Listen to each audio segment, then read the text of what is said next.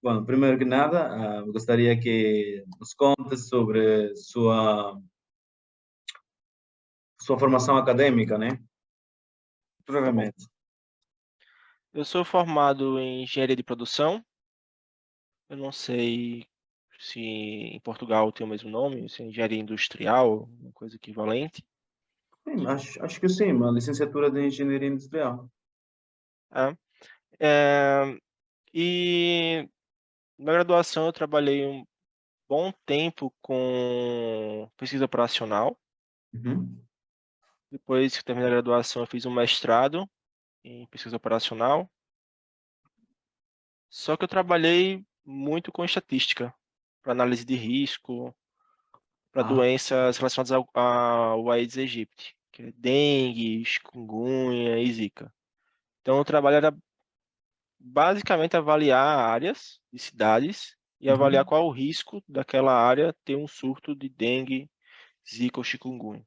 Oh, nossa. Tá, então, como você diz, então, como surgiu na sua vida o trabalho com dados, tá? Suas primeiras, como se diz? Ah, Interações? sim, suas primeiras interações. A primeira interação que eu tive foi na faculdade. Então, eu fiz graduação na Federal de Campina Grande, na Paraíba, que é o nordeste do Brasil. E no trabalho de finalização de curso, eu propus um algoritmo para avaliar pessoas para uma bolsa assistencialista. Qual era a Oh, ideia? A faculdade tem cerca de 15 mil alunos e mais ou menos 2.500 pessoas que candidatavam a essa bolsa. Bolsa para assistência residencial, alimentação, moradia. Eu não sei como funciona aí, mas no Brasil isso não é universal, não é todo mundo que entra na faculdade que tem direito. Então, tem uma avaliação assistencial. Então, quem tem menos condições financeiras tem maior chance de receber essa bolsa. O problema é que até esse ponto não existia nenhum processo de análise de dados que ajudasse o pessoal da assistência social a criar um ranking. E aí, oh, como é que você fala quem merece mais ou não, né? O meu trabalho foi esse. Então, eu fiz um trabalho de coletar um monte de arquivo, tabular isso e aí fazer uma mensuração de, cara, qual é a pessoa com maior propensão, ou na verdade não é propensão, né? Na verdade, assim, a avaliação é qual a maior propensão a você evadir, dado que você não tem aquele recurso. Então, hum, a sua chance de desistir do curso porque você não tem a assistência. já. Já, tá interessante. E aí, a partir disso, hum, tipo, eu achei muito legal. Eu não tinha muita convivência com o pessoal de estatística da faculdade, Uhum. era meio apartado. Então, eu comecei a trabalhar com isso, achei da hora, trabalhei quase 2 anos. E aí, quando eu fui para o mestrado, continuei. Então, já tinha vários professores que trabalhavam com isso, com estatística aplicada, no mestrado. Começou a dar sinais dessa área que hoje chamam ciência de dados, que em 2018 ninguém sabia exatamente o que era. E aí eu fui me aproximando e fui atuando cada vez mais. Então, na sua experiência profissional, quais são os tipos de análises e investigação que mais despertam interesse, que despertam seu interesse? Tá. Hoje eu trabalho numa seguradora, né? Uhum. Terceira maior seguradora do Brasil. Então a gente é a maior seguradora em automóveis e a maior em produtos não vida, que é automóvel, residencial, condomínio empresarial. Então, assim, a área que eu mais estudo é risco, então seja risco financeiro, risco de fraude, Já. avaliação de qual a chance de acontecer um sinistro, por exemplo. Isso é uma área que me interessa muito, que é o Hum. core da empresa. Tem uma avaliação também de rentabilidade das coisas. Hoje eu atuo principalmente com isso, então eu gosto de modelos de machine learning que vão predizer alguma coisa, ou seja, para regressão ou classificação. Eu acho que é o que eu mais estudo. Só que pela minha atuação, eu preciso também me aprofundar cada vez mais em algoritmos de otimização. Hum. Então, aqui no Brasil, as seguradoras têm uma peculiaridade. Elas são uma grande prestadora de serviço. Dá um exemplo. Além de cobrir a sua apólice se tiver um acidente de carro, cobrir lá o reparo do seu veículo, a Uhum. gente oferece serviços, por exemplo, de chaveiro, encanador, eletricista, pessoal conserta máquina de lavar, micro-ondas, geladeira, tudo isso incluso na sua apólice de automóvel, por exemplo. Hum. E aí Interessante. você criar serviços de como é que eu faço para uma pessoa que perdeu a chave de casa, por exemplo, consiga ter um chaveiro na porta da casa em até 1 hora. E para isso tem trabalho todo de dimensionamento das pessoas, das operações e de roteirização. E por isso a gente atua muito também em questão de otimização. Claro. Ah, tem sentido por isso. Ah. E como você definiria, tenho três palavras aqui, como você definiria primeiro Analytics, Business Analytics e Inteligência Artificial? Tá bom.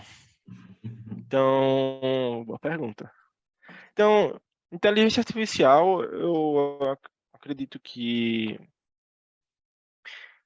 vamos lá, quando a gente começa a entender que é possível uma máquina, sem muita informação, aprender alguma coisa, está falando de inteligência artificial.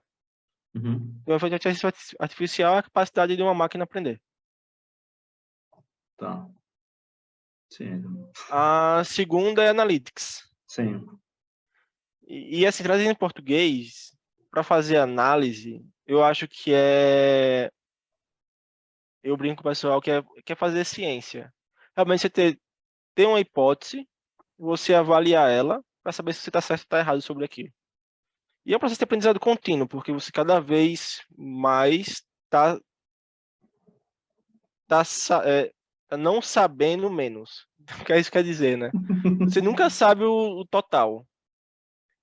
E a cada Claro. passo que você dá, você conhece mais alguma coisa. Só que você está reduzindo o seu desconhecimento sobre aquilo.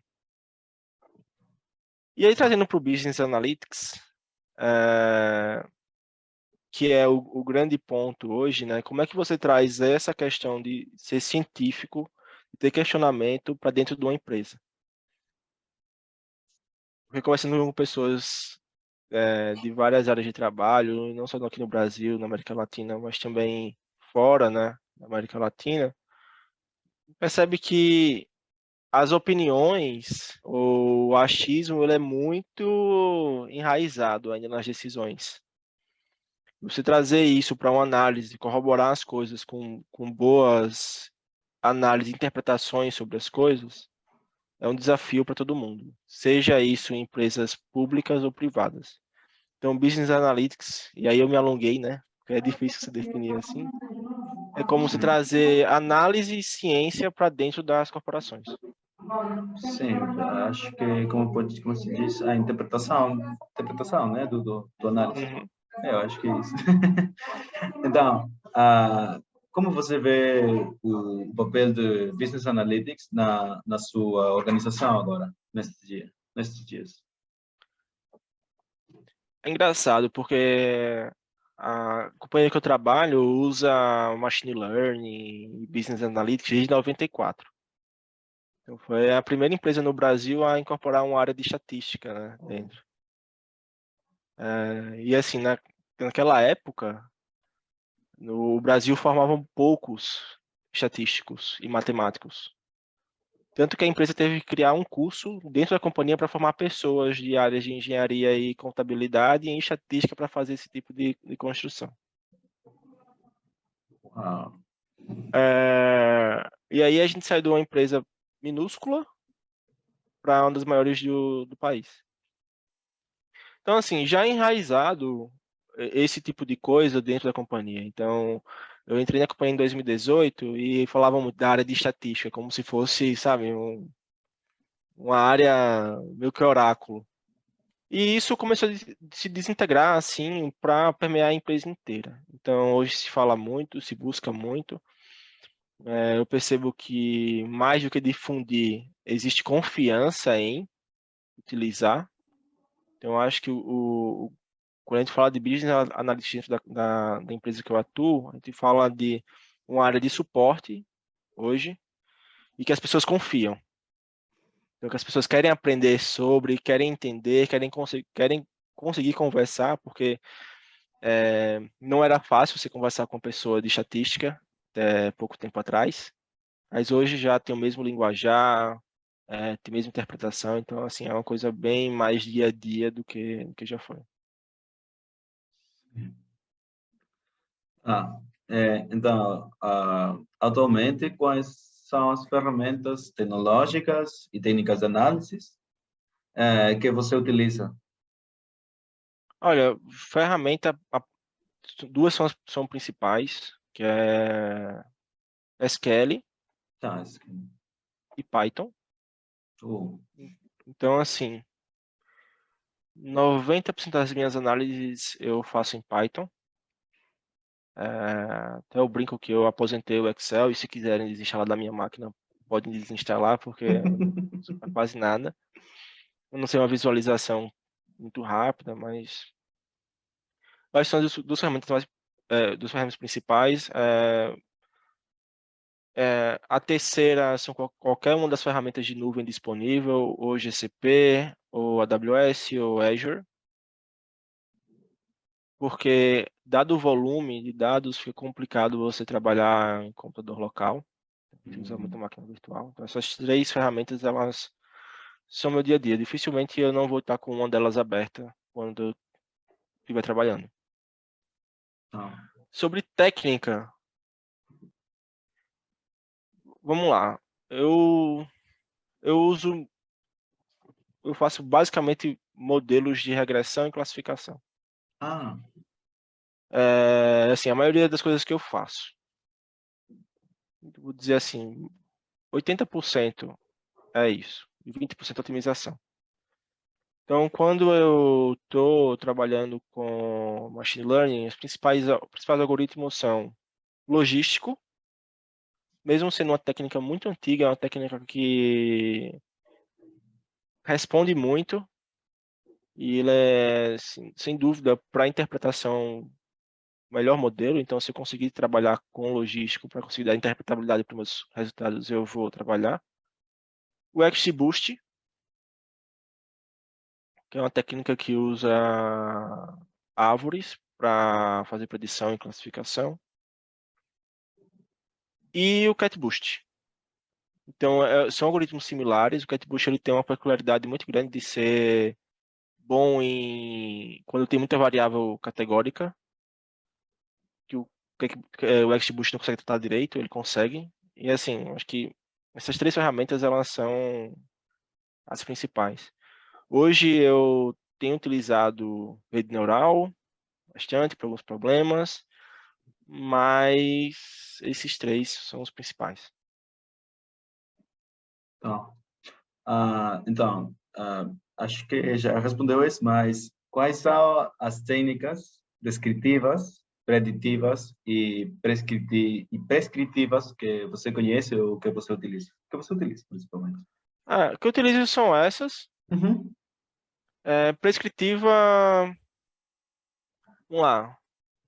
Simulação, então, simulação de eventos discretos, conheço. Otimização, tanto exato quanto meteorística.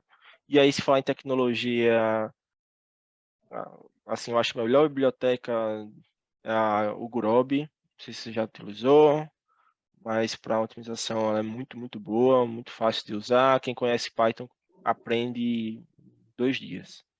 Hum. É, é. Ela é muito simples, baseada em pandas, então assim, não tem muito segredo.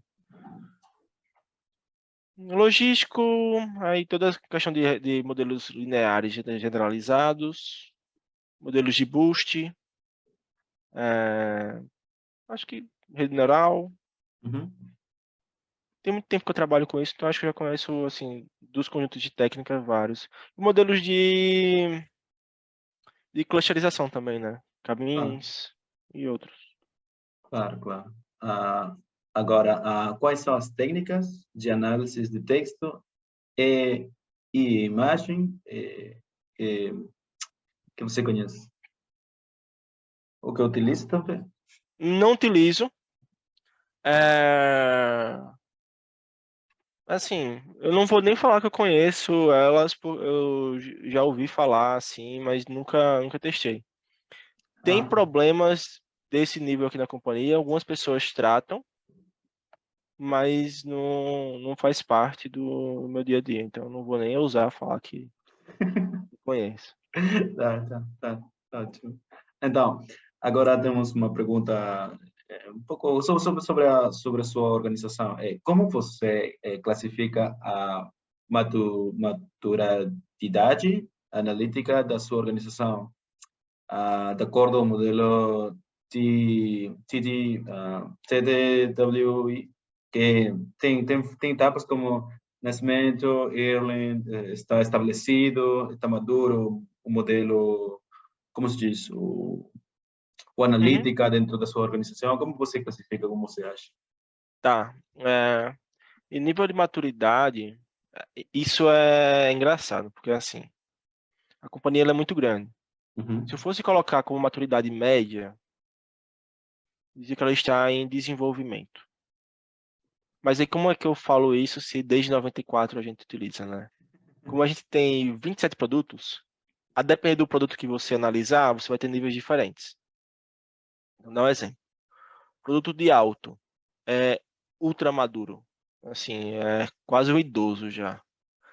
Então, as pessoas têm todo um processo de análise baseados em dashboards, indicadores bem estabelecidos, em reuniões bem estruturadas para definir coisas importantes. Então, elas conhecem elas perguntam, por exemplo, assim, mas qual técnica de previsão você está usando quando está tratando de uma série temporal, por exemplo?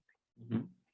Elas querem saber desse detalhe. Já outras áreas, elas não conhecem quase nada. E aí você vai desenvolvendo. Então, dependendo da área, você vai ter maturidade maior ou menor.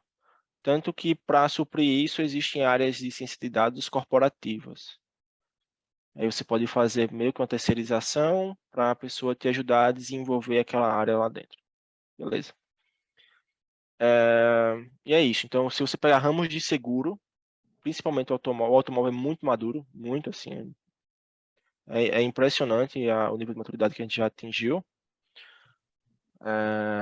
Mas se você pegar, sei lá, no mesmo ramo de seguro, os patrimoniais, que são residência, condomínio, empresarial, você já está maduro, mas não tanto quanto o automóvel. Se você vier para o vida e saúde, você vai ter um nível abaixo. Então, assim, tem vários níveis. Então, depende do, por assim dizer, como se diz, depende do negócio, né? Do enfoque Depende do negócio. Do subnegócio, você do tem negócio. diferenças. Mas se você for olhar, assim, na média, a gente tá... É uma empresa que ela está em desenvolvimento ainda, Hum. mas ela está já muito perto de ser madura em relação a isso, ou seja, de eu ter informações, de ter indicadores bem estabelecidos, uma estrutura de BI bem construída dentro da companhia como um todo. Tá, tá. Ficou Ah, claro? sim, sim, sim. Mas depois vou agregar os subtitles para Tá para bom. ajudar a me dar. Não, se você Ah, quiser que eu fale de outra forma, eu posso falar, tá? não, não, não, tá tranquilo, eu percebi. Então, agora, considera que a sua organização tem uma cultura de data driving? Se eu considero isso, Uhum. considero. Considero Sim. sim. Por que Sim. considera isso? Porque, é, vamos lá. A partir do momento em que a minha opinião ela não é suficiente para eu tomar uma decisão, e eu preciso que alguém me traga algum estudo que mostre aquilo, então eu já começo a considerar que a gente está voltado a dados. Ou seja, eu tomo uma decisão baseado em alguma informação pertinente. E aquela informação tem que ser pertinente, tem que ser consistente. Então, assim, Nenhuma decisão importante a gente vai tomar sem informação nenhuma. Óbvio que em decisões mais simples, você não precisa fazer um estudo muito grande para tomar, né? Não faz sentido. Então, sim, eu considero que a gente é data-driven. Tá. Então, quais são os principais fatores críticos de sucesso para a implementação do projeto do Business Analytics que você acha? Vamos lá. Análise e ciência de dados e machine learning, qualquer coisa desse campo é super legal, né? Então, assim, você entrega, as pessoas ficam super felizes de ver aquilo funcionando. Só que toda a estrutura para você conseguir fazer aquilo, ela não é tão interessante. Então, assim, como é que você constrói um dado, você desenvolve sistemas que você consegue tirar informações pertinentes e construir um banco que vai estar disponível no momento oportuno para você criar um modelo e depois escorar esse modelo e utilizar a informação. Dado que isso não é interessante, as pessoas investem pouco, porque isso nem chama atenção e isso é caro. E esses profissionais são escassos. Então, pessoas que desenvolvem banco de dados, engenheiro de dados, arquitetos de dados, sistemas de cloud, tudo isso, poucas pessoas conhecem, é super caro e o trabalho sempre fica atrás das cortinas.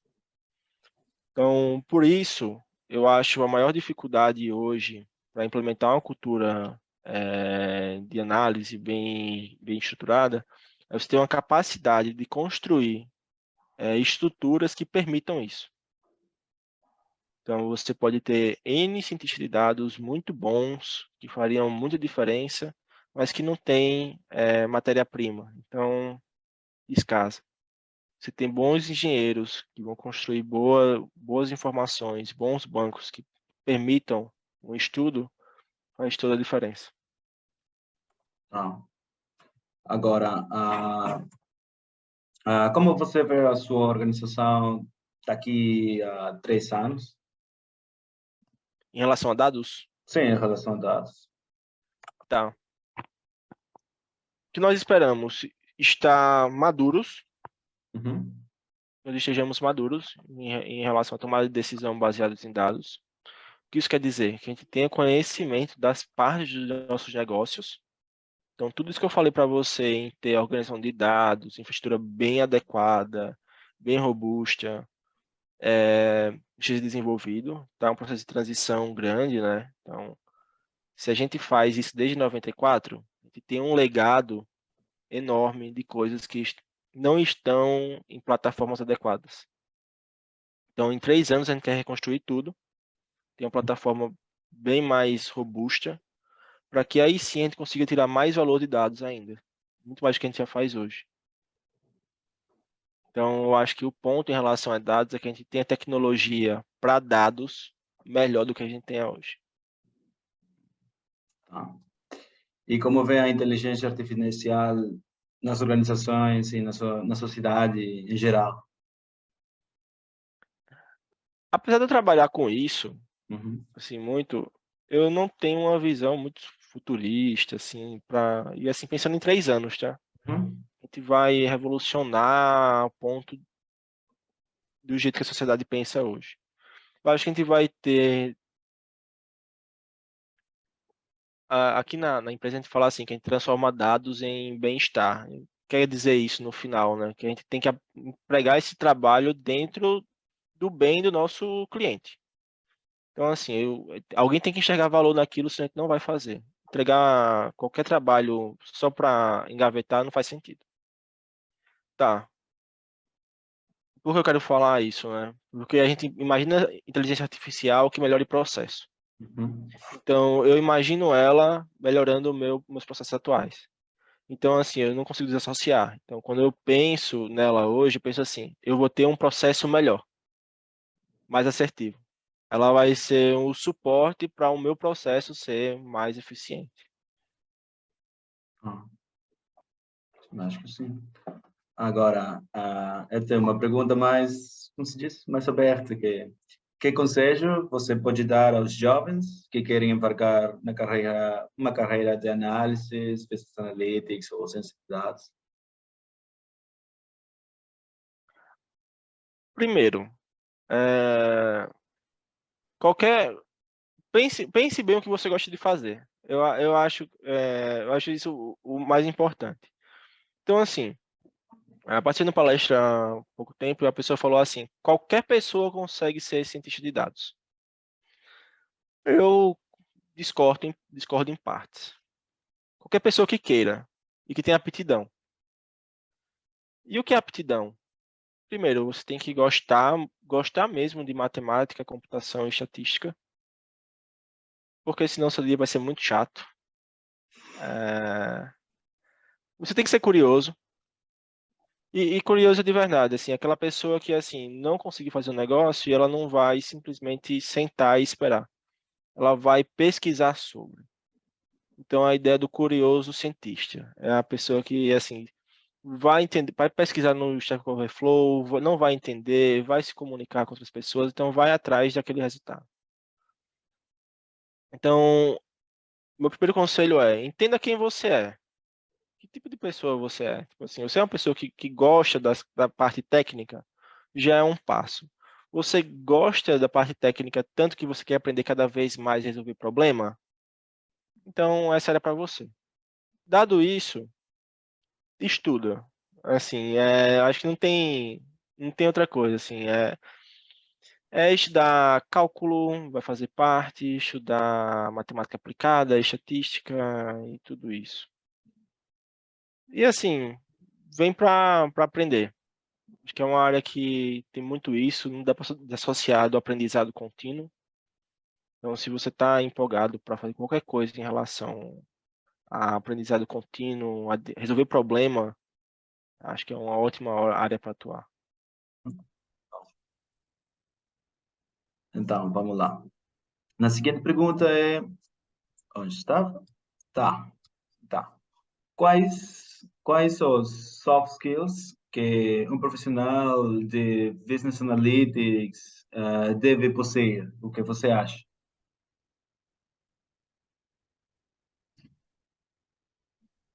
Minha experiência, Uhum. primeiro é empatia.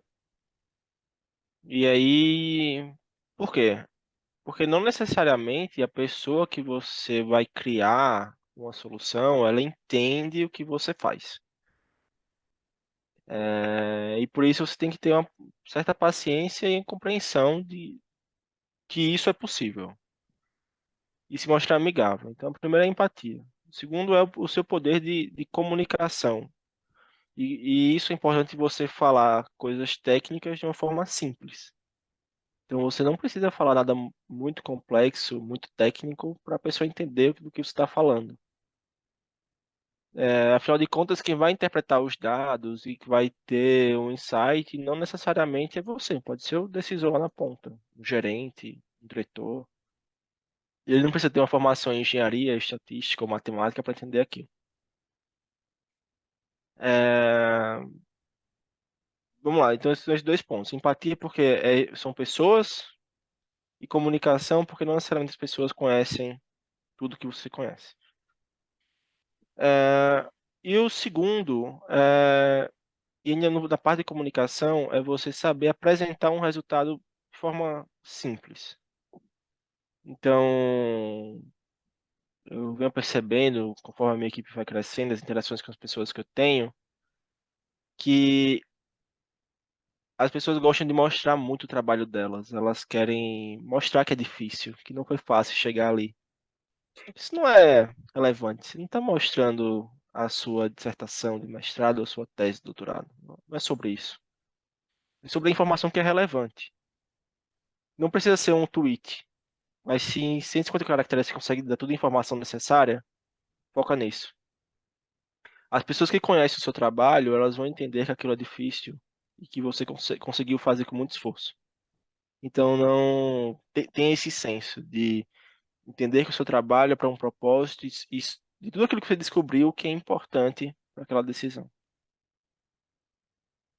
Tá, então você acha que, como se diz, eu não sei como se diz em português, mas em espanhol acho que é praticidade. Acho que é similar. Isso, É, é isso aí, praticidade. praticidade. O poder de síntese, de sintetizar um Poder negócio sintetizar. em uma coisa simples. Tá. Então, a seguinte pergunta aqui permite a divulgação desta entrevista? Ah, permite sim, tudo bem. Tá, obrigado. Agora, eu plantei três perguntas para você, mas o professor diz que temos que criar umas perguntas. Então, Tá bom. tá. Então, como seu trabalho mudou devido à pandemia? Olha, drasticamente. Sim. É, vamos lá.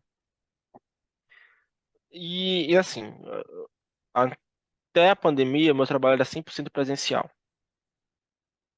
E aí, em uma semana, em uma semana não, a gente, aqui no Brasil, aqui em São Paulo especificamente, funciona da seguinte forma. Sexta-feira, não, minto. Exato, sexta-feira de manhã, a gente tinha decidido que deveríamos reduzir as pessoas do escritório em 20%. Ao meio-dia, a gente tinha que reduzir em 50%. No final do dia, em 80%. E aí a gente foi para casa sabendo que tinha que se revezar no escritório nessa proporção. Na segunda-feira, a gente já descobriu que ninguém iria mais para o escritório. Na terça-feira, os aeroportos fecharam, as rodoviárias fecharam, pessoas que estavam aqui, por exemplo, aqui em casa de visita e que estavam com os pais em outro estado, quase não conseguem voltar. Então, assim, foi uma coisa bem caótica. Teve uma proximidade muito grande da sua vida pessoal, ou seja, do que você é de fato, do seu trabalho. Então, as pessoas começaram a conhecer seus esposos, sua esposa, seus filhos, a sua rotina, a sua casa, como você se veste normalmente. Isso criou uma nova forma de perceber as pessoas, muito mais do que o profissional que é competente, mas a mãe, o pai, o filho e aquela relevância que a pessoa tem dentro da casa. Teve uma questão também emocional muito grande, né? Então a gente ficou mais de um ano totalmente preso em casa, assim, não via os seus conhecidos. Isso muda a relação total de você como um trabalho. Então, assim, para mim, a interação humana que eu tinha era virtual, a partir Uhum. daquele momento, com pessoas de trabalho. A minha esposa, ela é médica, trabalhou o tempo todo em UTI de Covid, e eu mal vi. Quando eu via, era aquela coisa meio distante, aquele medo e tal. Então, assim, a relação profissional mudou bastante. As pessoas se aproximaram e elas criaram mais um senso de comunidade, assim, de trabalhar. Por outro lado, você olhando produtividade deu um salto enorme. Então, você não precisava de um deslocamento muito grande, você acordava, tomava um banho, estava no trabalho, você poderia passar mais tempo trabalhando. E isso pareceu bom no primeiro momento, só que depois a gente já começou a perceber que isso não era tão bom. As pessoas estavam trabalhando muito mais do que deveriam, estavam cansando muito mais do que deveriam, estavam confundindo produtividade com excesso de trabalho, e isso não estava fazendo bem para ninguém. E aí a gente tem outro ponto, né? A gente começou a trabalhar agora numa questão meio remoto, meio presencial, essa questão híbrida, e a produtividade ela balança de novo para outro nível. E as pessoas têm dificuldade agora de manter esse nível louco que tinha na pandemia nesse sistema híbrido ou presencial. E aí acaba a valorização da produtividade que ela não é possível. Hum. Então ela muda porque a compreensão do seu trabalho, de volume, de adequação a esse ambiente, ele realmente muda bastante, assim. A vida ela ficou confusa.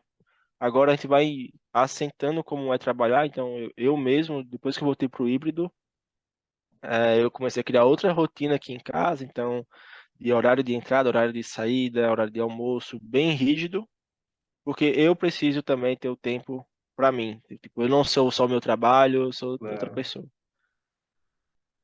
É certo o que você diz, porque eu lembro que quando eu trabalhei também durante a pandemia e tinha algumas vezes me levantava, prendia a computadora, fazia reportes todo dia, apagava a computadora, dormia e esse era meu dia. Então, eu trabalhava Isso. quase 14 horas, 12 horas, mas não é produtividade, é trabalho excessivo.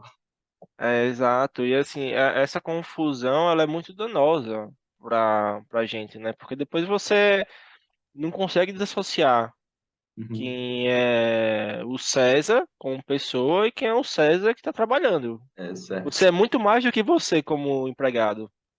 Você não é só isso. Se você viver só para isso, você acaba ficando muito inchado.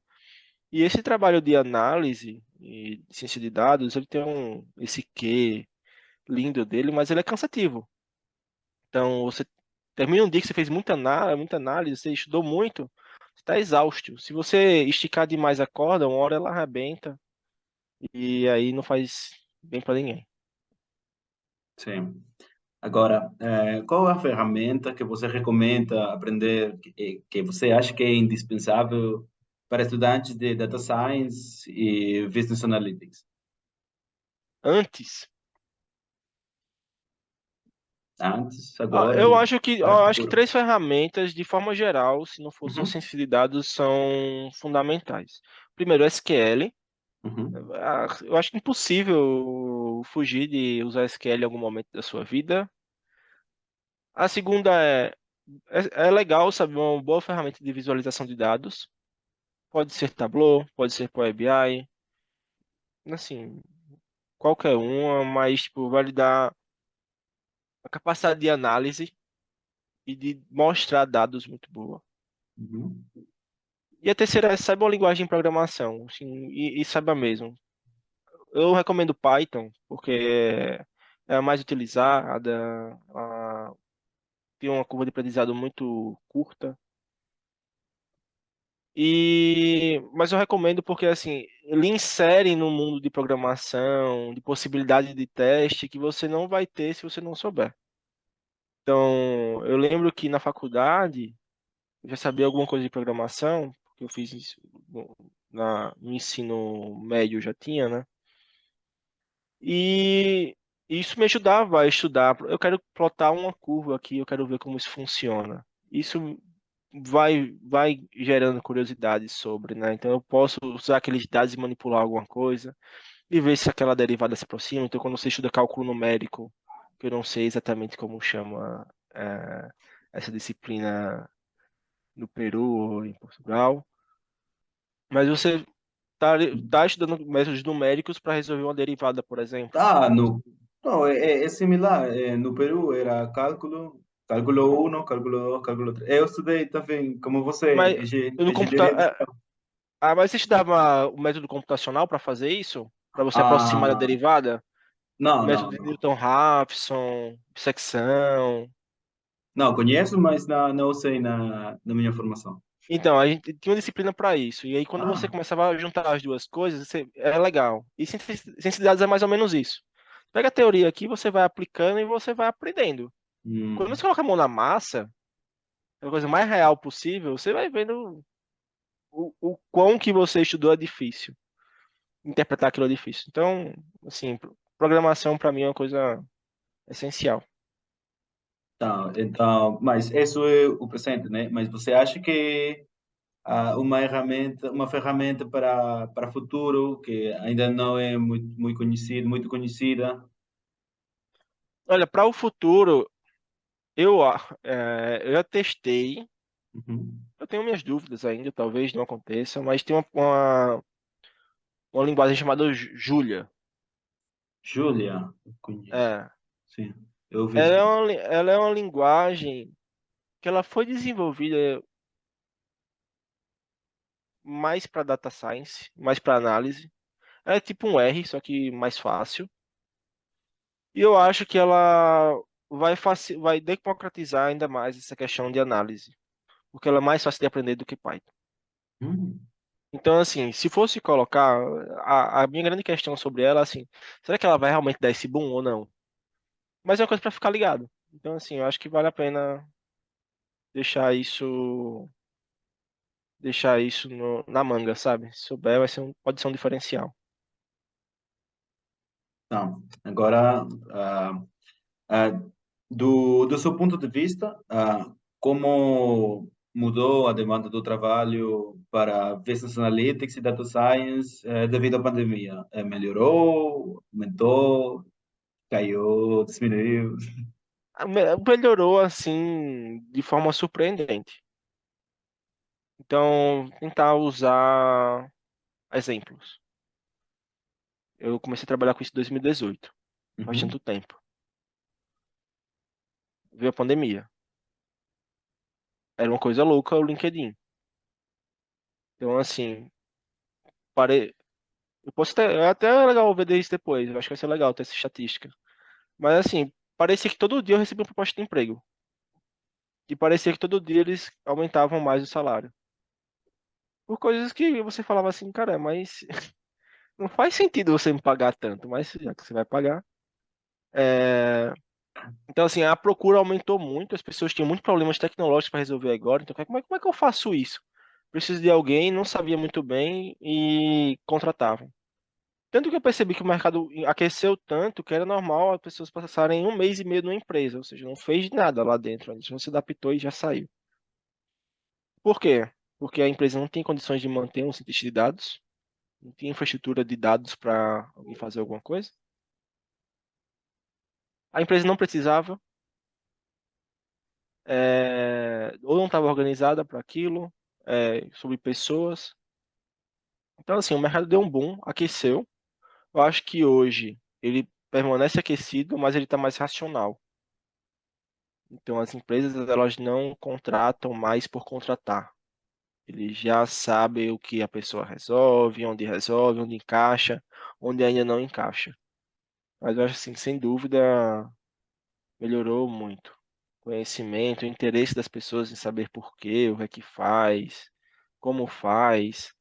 A, a pandemia ainda teve um ganho fundamental, que é gráficos, predições estavam nos jornais todos os dias.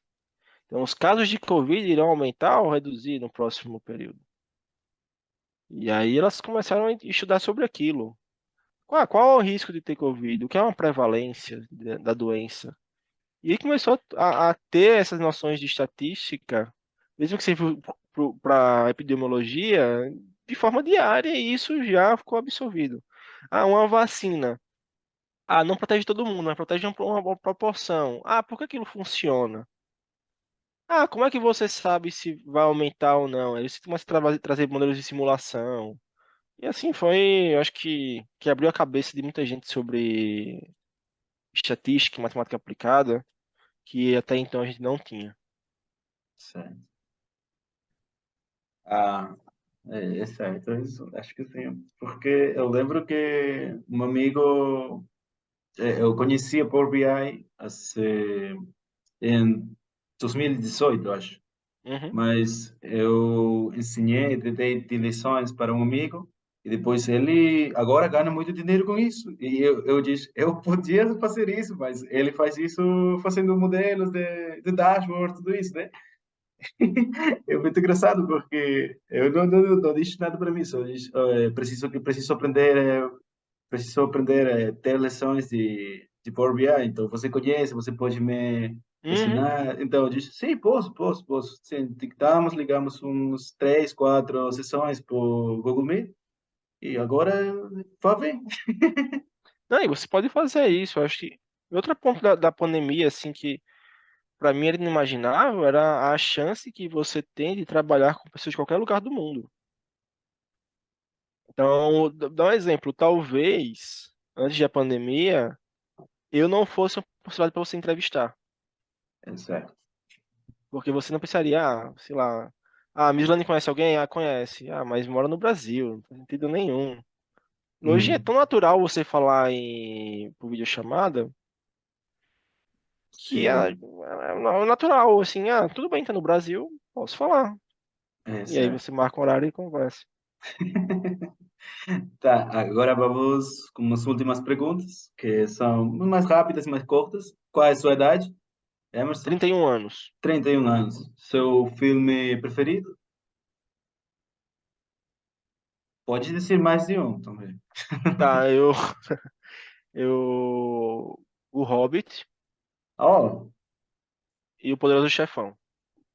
tá. O livro preferido? Tem um livro preferido? Tenho Ensaio sobre a Cegueira, do José Saramago, é o meu livro preferido.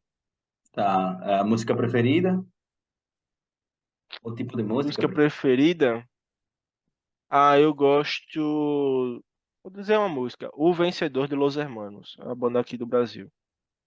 Tá, vou escutar então depois. É, legal. Tá. Então, tem um filme preferido que promova a cultura analítica? Um filme preferido sobre cultura analítica. Pô, boa pergunta. Deixa eu ver. Ah, tem um documentário que não é exatamente sobre isso, mas é legal ver, que é O Dilema das Redes. Desculpa. O Dilema das Redes. Tem no Netflix, eu não sei qual é o título específico dele em inglês. O Dilema das É, Redes. mas eu posso mandar para você depois qual é. Tá, obrigado. Ah, um livro preferido que promova a cultura analítica também? Para mim é Rápido, Devagar, Duas Formas de Pensar. Eu acho que a tradução é literal, é Fast and Slow, Ah, o livro em inglês. Ele é de um psicólogo, chama Daniel Kahneman. Ele ganhou o Nobel de Economia. E para mim um grande ponto desse livro é sobre, eu acho que como a gente falou aqui, né? Assim, analisar é legal, mas tem uma questão de interpretação que é super importante ela ser válida. E o que ele traz no livro é assim, o quanto vieses da sua formação como pessoa, seja da sua cultura, das pessoas com quem você conviveu e sobre quem você é mesmo, quanto isso impacta na sua interpretação sobre dados, sobre estatística, por exemplo. E ele traz muito exemplo de estatística, de estatística na prática sobre que, para mim, assim, é um livro que eu indico para todo mundo que eu conheço, então, assim, é o melhor livro para falar sobre análise. tá. Vou ler então. Deve Ah, ler, é muito da hora. tá. Uma empresa que você considera mais digital, pode ser estrangeira também. Mais digital. Olha, eu vou falar uma empresa brasileira, porque eu Uhum. realmente acho que, tipo, eles conseguiram entender tecnologia como parte de cultura. E não é uma, sei lá, uma Google ou uma Amazon, né? Mas é parecido, ela chama-se Magalu. Magalu. Magalu. Então, assim, qual é o case dela? Era uma empresa de venda de eletrodoméstico, móveis, qualquer coisa para casa. Uma cidadezinha bem pequena e a tia passou a empresa para a sobrinha. E aí ela começou a crescer. Ela cresceu, cresceu, cresceu, cresceu, cresceu. Tanto que ela é uma empresa aqui no Brasil que é maior que a Amazon, por exemplo, em vendas em e-commerce.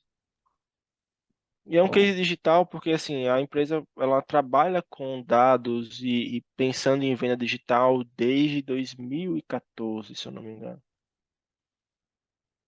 E é uma empresa hoje que atua em diversos segmentos, não só de eletrodomésticos, mas roupas, calçados, comunicação. Então, ela tem um pool de podcast, ela tem um pool de coisas de YouTube. Então, assim, é uma empresa que eu admiro muito a forma como eles fazem negócio, usando tecnologia. Hum, interessante. Tá. Agora, consulta com frequência, ou com que frequência você consulta conteúdos online relativos à área analítica? Pode ser webinars, cursos ou blogs? Olha, atualmente eu consultando menos, Uhum. ah, mas bom, pelo menos uma vez a cada 2 dias, assim, eu leio alguma coisa ou escuto alguma coisa. Eu sou muito fã de podcast, né?